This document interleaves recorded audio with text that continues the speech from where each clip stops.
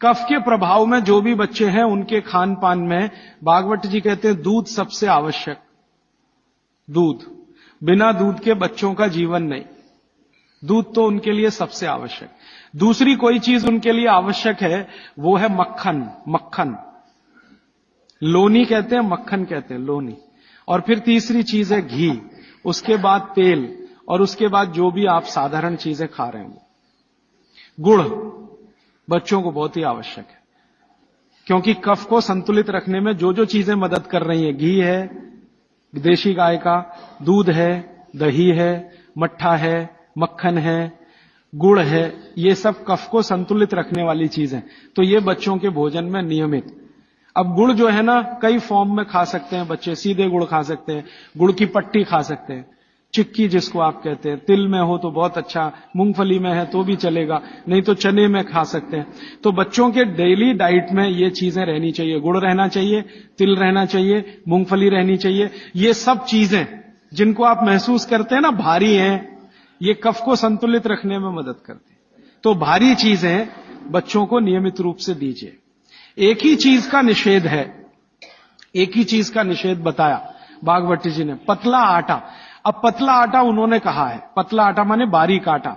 इसको मैं थोड़ा आज के हिसाब से कहूं, क्योंकि आज वो चीज है भागवत के जमाने में नहीं थी। मैदा, मैदा ही निषिद्ध है बच्चों को, बस मैदे की चीज नहीं। अब मैदे की चीज नहीं क्यों? क्योंकि ये कफ को बिगाड़ने वाली चीज है मैदा। बाकी चीजें कफ को संतुलित रखती हैं, मैदे की चीजें कफ को बिगाड़ेंगी। तो बच्चों को मैदे की मठरी मत दें। अब आप बोलेंगे जी मठरी मांगे तो आटे की बना के दें, मैदे की ना दें। अब मैदे का बना हुआ समोसा ना दें, तो समोसा मांगेंगे तो आटे का समोसा दें।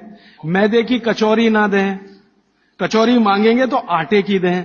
मैदा छोड़कर बाकी चीजों के बारे में भागवत जी कहते हैं कि बच्चे आसानी से प्रभाव कफ में उसको भी पाचन कर सकते हैं। अब मालिश हो गई, भोजन हुआ, फिर नहाने के लिए कहा है, तो मालिश पहले, स्नान बाद में। हमेशा स्नान के बाद मालिश करने को मना किया है, स्नान बाद में, मालिश पहले। तो अच्छे से मालिश करिए। आप बोलेंगे जी कितनी देर मालिश करें? तो इसके लिए बहुत सुंदर बात उन्होंने कही है। बच्चों की मालिश करते समय जब उनकी बगल में पसीना आ जाए तो मालिश रोक दें।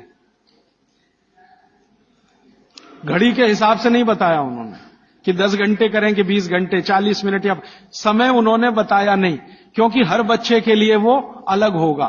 तो उन्होंने इतनी सुंदर ऑब्जर्वेशन दिया कि जब आप मालिश कर रहे हैं, बच्चे की बगल में पसीना आ गया तो मालिश बंद करें, बगल में पसीना आते ही। और वो ये कहते हैं कि कुछ बच्चे ऐसे हो सकते हैं जिनको बगल का पसीना जल्दी ना आए, तो हो सकता है उनके माथे पे पसीना आ जाए, तो मालिश रोक दें। ठीक है? तो मालिश के बाद स्नान।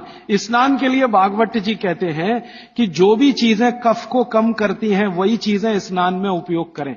अब मैं आपको बताना चाहता हूं आधुनिक बात, भागवत जी ने तो नहीं कहा। उन्होंने ये कहा कि कफ को कम करें वही चीजें स्नान में उपयोग करें।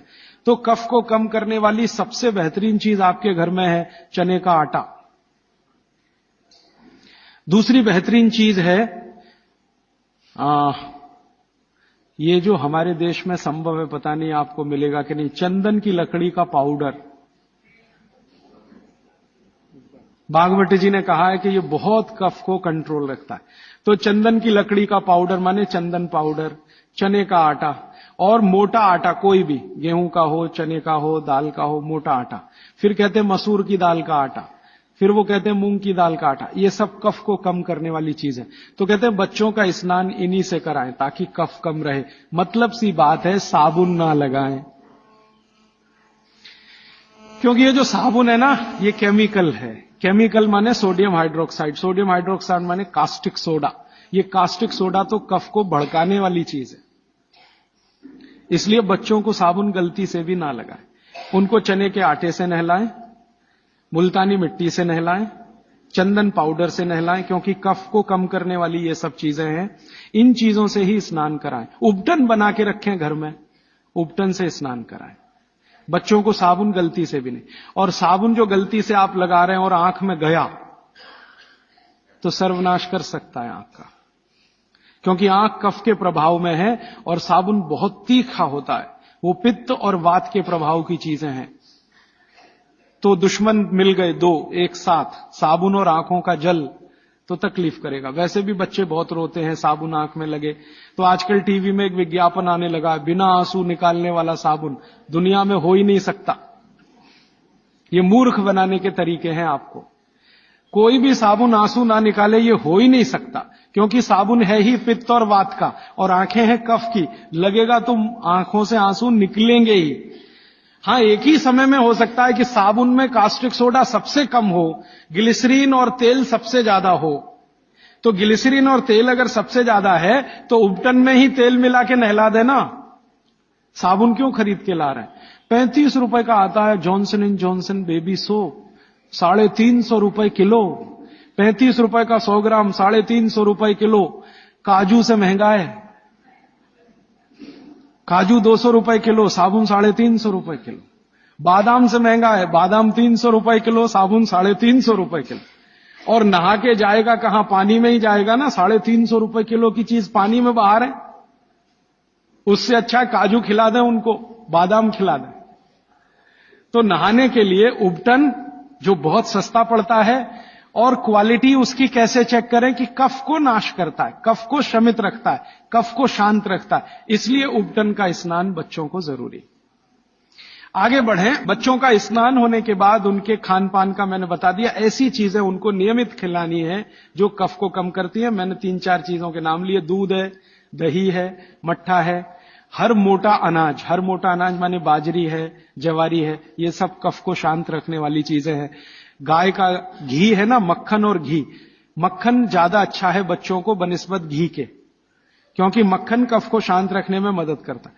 तो मक्खन ज्यादा से ज्यादा उनके भोजन में रहे, और बाकी सब चीजें दाल चावल जो भी आप खाते हैं अच्छा।